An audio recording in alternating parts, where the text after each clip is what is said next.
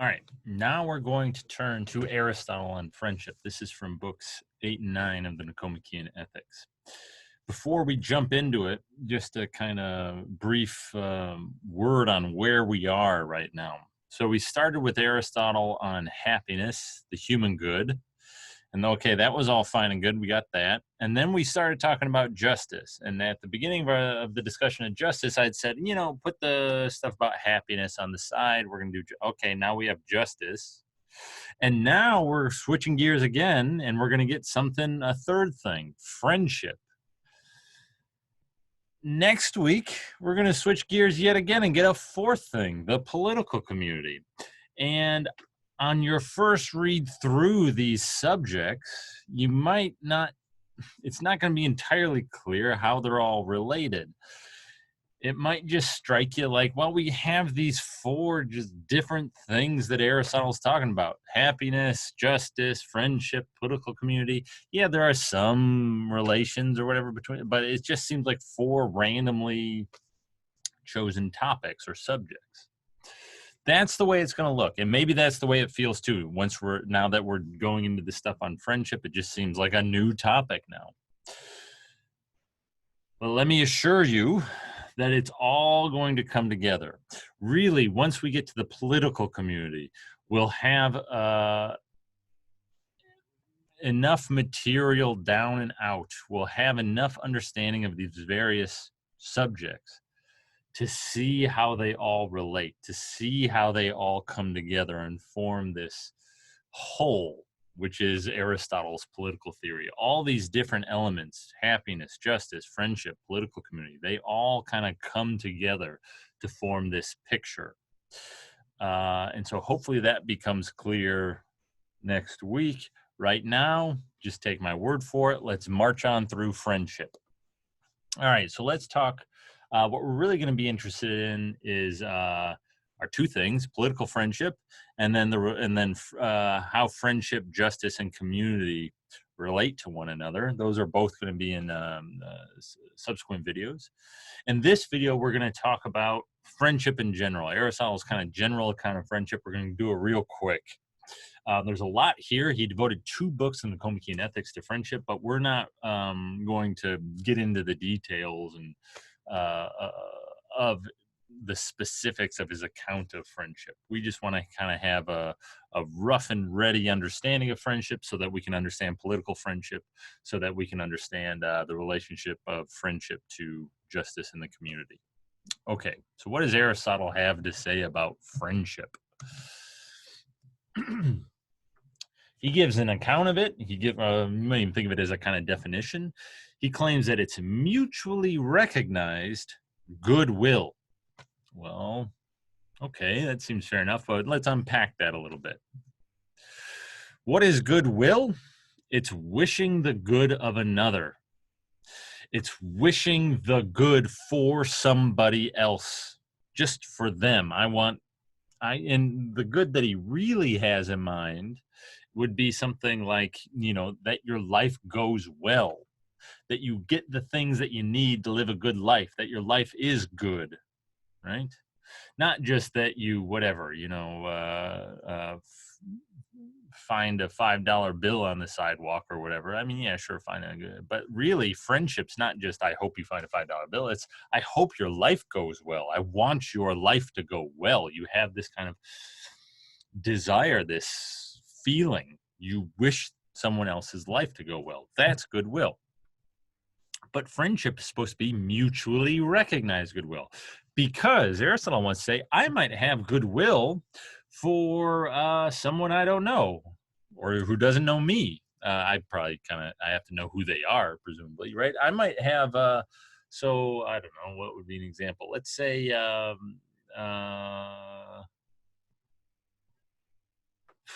don't know, who's a famous celebrity? I don't know, celebrity, like Kanye West. He's running for president, right? I might think he's just the greatest. I might really like him or something. He doesn't know me at all. I'm not friends with him.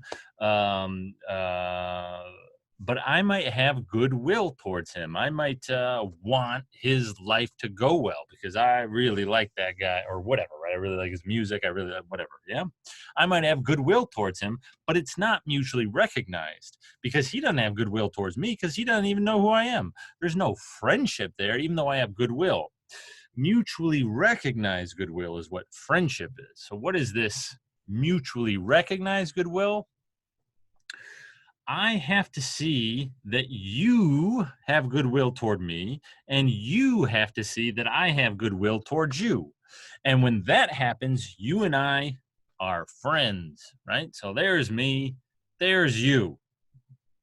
I have goodwill towards you. Well, that's not quite friendship yet, because that could just describe my relationship, my hypothetical relationship with Kanye West, right? You also have to have goodwill towards me, right? And so that's a difference between what's going on here and then my hypothetical relationship with Kanye West, right? Kanye West doesn't have goodwill towards me, unfortunately. He doesn't even know who I am. Doesn't even know my name. But presumably you have goodwill towards me. Okay, fine. That's not even quite enough yet because I might not know that you have goodwill towards me. I've got to see that you have goodwill towards me, and you have to see that I have goodwill towards you. And once that happens, we're friends. That's what friendship is. I have goodwill towards you, and you recognize that. You have goodwill towards me, and I recognize that. That's the heart of friendship, according to Aristotle. Now, there are three different kinds of friendship, and according to Aristotle, and what differentiates them is how they arise. On account of what does this mutually recognized goodwill arise? According to Aristotle, there are three, he calls them objects of love or lovable objects. Love is not the best translation of the word here. Kind of dear would be better, like objects that are dear. Even that's there's just not really that good of a translation of this word. But there are three objects that we kind of care about. Objects of love, whatever. The useful, the pleasant, and the good. And these three different objects can give rise, each of them can give rise to a friendship, according to Aristotle. And so there are going to be three different kinds of friendship, one kind for each object of love. So the first one gets called utility friendship. It arises, the friendship arises on account of some utility or benefit. Now, to be clear, so utility friendship, a useful friendship, that might sound rather crude or manipulative or mean. You're just using somebody. You're just using your friend for some benefit, for some use. Don't read it in that way. Aristotle's not saying that this is necessarily bad. It could be bad, right? It could be kind of dehumanizing. You could just be using somebody, but that's not necessarily how these go. Rather, Aristotle is just trying to catalog the various kinds of friendship there are, and this is one kind of friendship. And it's not the best kind. That's going to be the last one we get to. But utility friendship is still a kind of friendship. It's a friendship that arises on kind of some utility or benefit. Okay, so what might that look like? One example of such a friendship would be, so before I get into an example, very quickly, Aristotle uses friendship much more, he has a much wider sense than we would typically assign to it. We would typically only call kind of close confidants or people that we hang out with regularly friends. Aristotle casts the net much wider. So an example of a utility friendship would be the relationship between a buyer and a seller, a kind of business relationship. We wouldn't typically call those friendships. So, for example, to get more specific, let's say, every morning I go to I don't know, I go to the Dunkin' Donuts around the corner. I don't, but let's say I did, right? And I go in there and I buy coffee. Okay, every morning. I'm a buyer. The person working there is a seller. And let's say I always go at the same time, and they have the same shifts, and so there's always the same person working there, and I get to know the person. Yeah. It's because I am buying coffee from this person, and because it's their job to sell coffee. It's an account of the use that we provide each other, right? I'm a customer for their business. They are an employee at this business that sells coffee, and I want coffee, right? We both have a kind of a benefit that we provide for each other, and it's on account of that utility, on account of that benefit, that we become friends, right? Because I see this person all the time, because they're always selling me the coffee, I might come to have genuine goodwill for them. I might really want, them to do well. I want life to go well for you. And they might have the same feeling for me. And we might both recognize that. That would be a kind of utility friendship. Another example would be if we were actually in a classroom. The kind of friendship that you might have with a classmate.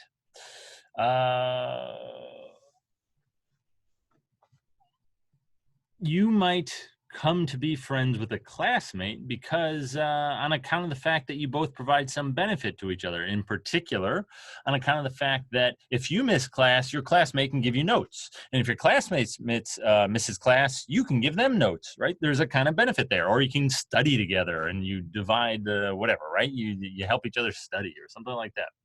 Right? There's a benefit there. Now, what Aristotle would say about these kinds of friendships is that they are easily dissolved and they're incidental. And what he means by that, so first, take easily dissolved. Why are they easily dissolved? Well, because they go away as soon as the benefit ceases, as soon as the utility ceases. So if that guy who works at Dunkin' Donuts stopped working at Dunkin' Donuts, or I gave up coffee, or whatever it might be, so I'm no longer a customer, or he's no longer a seller of coffee, friendship's probably done. We're probably not going to continue on unless that friendship morphed into something else. If it's just utility friendship, the friendship will be dissolved.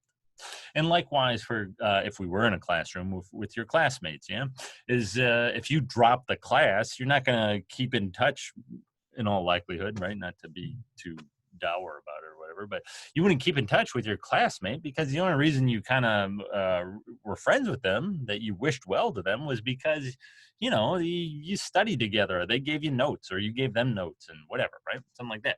But as soon as that utility or benefit ceases, as soon as the class is over, or one of you drops the class or whatever, right, then friendship goes away. So it's easily dissolved. Also, what Aristotle would say is that it's incidental, and what that means is you're not friends with each other on account of who you each are, right? You're not friends with your classmate because of who the classmate is. You're friends with the classmate because they provide this benefit, right? That's what gives rise to the friendship. Nonetheless, Aristotle wants to say these aren't bad. It's just the way life goes. Or we have lots of friendships like this, and that's fine. Second kind of friendship arises on account of some pleasure. Aristotle says that the friendships among young people tend to be like this. But you might think of it like this. I don't know. Let's say you're really into, I don't know. Who's another famous person? Should use a different example than Kanye West. Taylor Swift. I don't know. Right? You're really into her music. And you find somebody else who is too, and you say, "Hey, let's start the Rambler Swift fan club," and you get together and you just listen to music. You just play your CDs or whatever, and you don't do that. You just I don't know what you download songs from a cloud. I don't know how you listen to music, but whatever. You just do that, right? And okay, fine. And you come to have goodwill for each other on account of this. Well, there's some pleasure that has given rise to that friendship, namely your mutual liking of the musical stylings of Ms. Taylor Swift, right? It's on the pleasure you get out of listening to that music. That's what gives rise to this friendship. This is, mutually recognized goodwill. Aristotle's going to want to say such friendships are not so easily dissolved because what we tend to take pleasure in is a little bit more stable, a little bit more, but nonetheless, they dissolve, right? They're not as easily dissolved, say, as utility friendships, but nonetheless, they're quite dissolvable because, especially among young people, he thinks, because what young people take pleasure in just changes. One day it's this thing, and the other day it's the next thing, and so I think what Aristotle has in mind is, young people. Maybe I don't know if it's a caricature, but I don't know, whatever, right? How they're fall in love with one person one day, and then a week later they're falling in love with that person, and they're just kind of all over the place or something like that. That seems to be kind of what Aristotle has in mind. But what we take pleasure in can change. And so when, for example, you come to decide that, what, I'm not so much into Taylor Swift anymore or whatever. Yeah, it just doesn't do it for me anymore. I need something more, I don't know what you need, something more aggressive. I don't know. Does she have aggressive music? I have no idea. Well, then you'll probably stop going to that fan club. You'll probably stop being friends with that person. And okay, fine. Moreover, Aristotle wants to say pleasure friendships are incidental. You're not a friend. These kinds of friendships, you're not friends with people on account of who they are. You're friends with them on account of, the fact that they happen to like this thing and you happen to like it. But that changes, and that's not who you are. Your musical taste, despite what some hipsters might think, is not who you are. And so these friendships are not actually formed on the basis of who the friends are. Which brings us to the last kind of friendship. People who write about Aristotle call it virtue friendship. I don't believe Aristotle calls it that. He calls it perfect friendship. And this is the best kind of friendship. And so again, Aristotle wants to say pleasure friendships. They're still good. That's still fine. That's part of human life. Go have your pleasure friends or whatever. And just like you have your utility friends. That's part of human life. Virtue friendship is really the best kind of friendship, though, or perfect friendship, I believe is what Aristotle calls it. And it is a friendship, a mutually recognized goodwill that arises on account of virtue. And your virtue, well, that's kind of like your character. And so this kind of friendship does arise on account of who you are, on account of who the friends are, right? And so it's not incidental, Aristotle wants to say. Moreover, he wants to say it is not at all easily dissolved. Utility friendship, very easily dissolved. Pleasure friendship, fairly easily dissolved. Virtue friendship, not at all easily dissolved. Because these arise on account of your character, and your character is fairly stable, according to Aristotle. People don't change very much once they are like adults, is what Aristotle wants to say. Once people are adults, their characters are kind of set. They're not going to change. And so a friendship that arises on account of who we are is not going to dissolve. And so the idea here would be that we come to be friends on account of, well, the good, right? So up there, the three objects of love, the useful, the pleasant, and the good. Virtue is the good, a good character. I come to be friends with you because you're a good person, and you come to be friends with me because I'm a good person, assuming, right? We're each good people. That's a virtue friendship. That's a perfect friendship. It's stable and it's likely to last. And Aristotle's idea seems to be that we then engage in these joint activities in which we do good things together. We express our good character together, right? We do these good things together. So there are these three kinds of friendship. Last thing I want to mention about them is that though Aristotle classifies friendships into these three kinds and gives us these three kinds, right? Don't let that mislead you into thinking that every friendship is going to fall neatly and exclusively into one of these three kinds. That doesn't seem to be Aristotle's position. Aristotle seems to think that these are kind of three aspects to any given friendship or to most given friendships, or that any given friendship might have all three elements involved in it. And the character of the friendship will likely be determined, whether the friendship is incidental or whether the friendship is easily dissolved. There might be all three elements involved, but whether it's incidental or easily dissolved will likely turn on which of these elements is most prominent. So I might become friends with the guy who works at Dunkin' Donuts. That's a utility friendship. But then, he's always playing some music. I like, I don't know, what do I like? What have I been listening? I like the Beatles, whatever. That's an easy one, right? Everyone likes the Beatles. He might always be playing them. We come to, oh yeah, they're pretty good, and oh yeah, I'll go down and check out what he's doing and get some coffee and listen to the Beatles or whatever. But then I come out, maybe I come to find, yeah, he's actually kind of a solid dude there, and I like him pretty well. And there's an element of virtue friendship there too. Whether that relationship is easily dissolved will depend upon which of those aspects of our friendship is most prominent. And if the utility aspect of the friendship stays most prominent, it'll be easily dissolved, right? We're going to turn now to political friendship in the next video. And so the reason I mention all this stuff is that political friendship does not obviously fit into one of these categories. And I think the best way to think about it is that it has aspects of all three.